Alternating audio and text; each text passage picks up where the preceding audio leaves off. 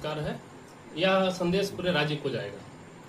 इसका मुख्य उद्देश्य आज है कि हमारे द्वारा लातेहार पुलिस एसोसिएशन के द्वारा कई प्रकार के मुद्दे को बीच बीच में उठाया जाता रहा है। कुछ मुद्दों पर हल्की फुल्की आवाज देकर ऊपरी स्तर पर हमें सूचित किया जाता है कि हम कार्रवाई में प्रगतिशील हैं, परंतु ऐसा स्थिति अभी तक जमीन पर नहीं दिख पा रहा है, जिसके कारण मुझे यह इसी करना पड़ गया है।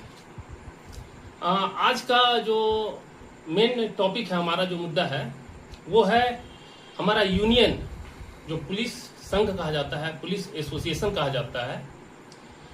यह एसोसिएशन पूरी तरह से यूनियन के सभी परिस्थितियों को स्वतंत्र रूप से पेश नहीं कर पा रहा है। किसी भी यूनियन के लिए उसके सदस्य जितने जरूरी होते हैं उतना ही उसका मापदंड भी आवश्यक होता है, अर्थात सभी पोस्ट की स्वतंत्र रूप से कार्रवाई करने की इच्छा को प्रेरित करना।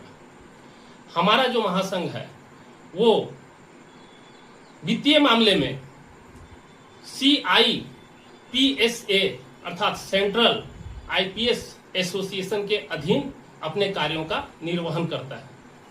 इसे स्वतंत्र करने की आवश्यकता प्रतीत हो रही है, क्योंकि किसी भी मामले में कोई भी व्यक्ति जब निबंधित संस्था के साथ आगे बढ़ता है या जिस संस्था का निबंधन रहता है, वो पूरी तरीके से किसी भी प्रकार के लाभ और हानि का जिम्मेवार होता है।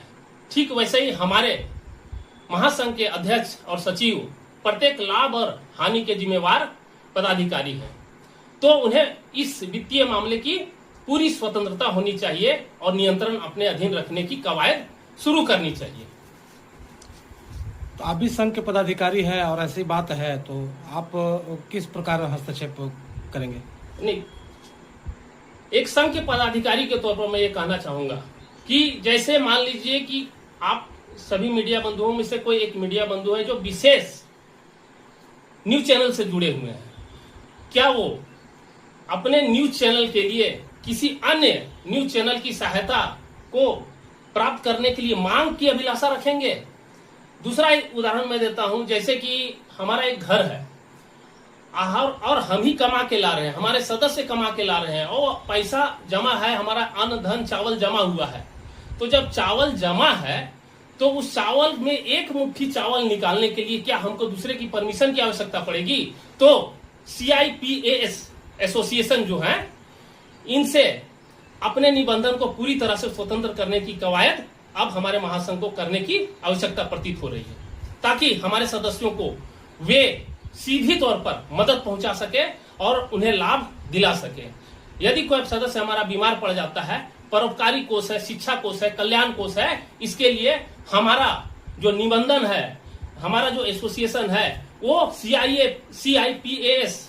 CIPS एसोसिएशन के आगे अपने प्रस्ताव को रखता है, जबकि उन्हें इस प्रस्ताव को रखने की आवश्यकता नहीं थी। वे अब निबंधित हो चुके हैं। वर्ष 2013-14 में उन्हें यह स्वतंत्रता और यह अधिकार स्वयं लेने की आवश्यकता है और एक मजबूत संगठन का नींव रखने की आवश्यकता है। बिंदु है कि हमारे जो खेल के पुलिस पदाधिकारी हैं, जो खेलों में भाग लेते हैं, राज्य का प्रतिनिधित्व करते हैं, देश का प्रतिनिधित्व करते हैं, खेलों के जरिए उन्हें सम्मान जो मिलता था, एक समय ऐसा था जब हमारे पुलिस पदाधिकारियों को यह सम्मान गोल्ड मेडलिस्ट होने के बाद सीधे DSP के तौर पर मिलता था। यह सम्मान DSP बनाता था।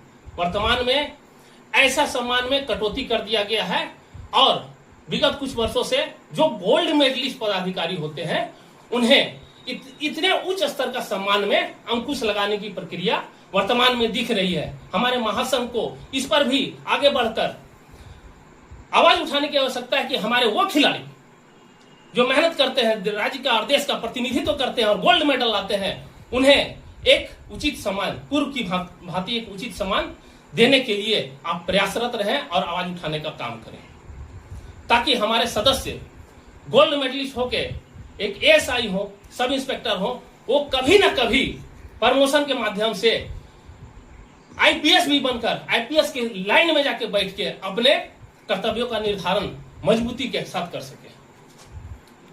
मांग था यह हमने यूनियन को अवगत कराया था। यूनियन ने भी इस पर अपना मिनट्स तैयार किया था, मिनट्स निकाल के पूरे राज्य को सर्कुलेट किया था। यह था कि प्रत्येक नक्सल प्रभावित जिलों में थानों का अधिष्ठापन हुआ है। उन अधिष्ठापित थानों में दुर्ग भत्ता के तौर पर हमारे सदस्यों को सम्मान और रिस्क अलाउंस दिया जाता है।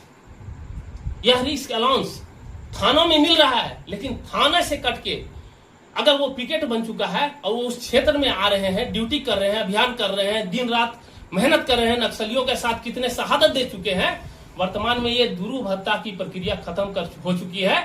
केवल उन्हीं थानों को लाभ मिल रहा है जो पूर्व से अधिष्ठापित हैं और पारित हैं, जबकि उनसे कटे हुए पद जो थाने हैं, पिकेट बने हुए हैं, वहां पर पोस्टेड हमारे पदाधिकारियों को दुर्ग भत्ता नहीं मिल पा रहा है।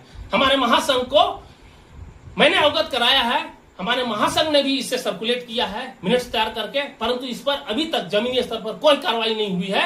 यह हमारे सदस्यों को लाभ से वंचित करने की स्थिति है। इस लाभ को दिलाने के लिए महासंघ को फौरी तौर पर आगे आने की आवश्यकता है। पुलिस पदाधिकारी जो सिपाही से प्रमोट होकर एएसआई बनते हैं, सेम वेतनमान पर प्रमोशन का पहला कदम रखते ही उनके हाथ से टीए का लाभ निकल जाता है। ऐसी परिस्थिति में जब हमारे पदाधिकारी यात्रा भत्ता का जो रूल पहले चल रहा था 2018 से पहले हमारे पदाधिकारियों को टीए का लाभ मिलता था, परंतु बीच में उसमें रोक लगा दिया गया। इस पर भी हमारे महासंघ के द्वारा मिनट्स तैयार करके पूरे राज्य में सर्कुलेट किया गया, परंतु इसका जमीनी कार्रवाई अभी तक शून्य है और हमारे पदाधिकारियों को समुचित रूप से टीए का लाभ नहीं मिल पा रहा है। इस पर भी महासंघ को आगे आना चाहिए।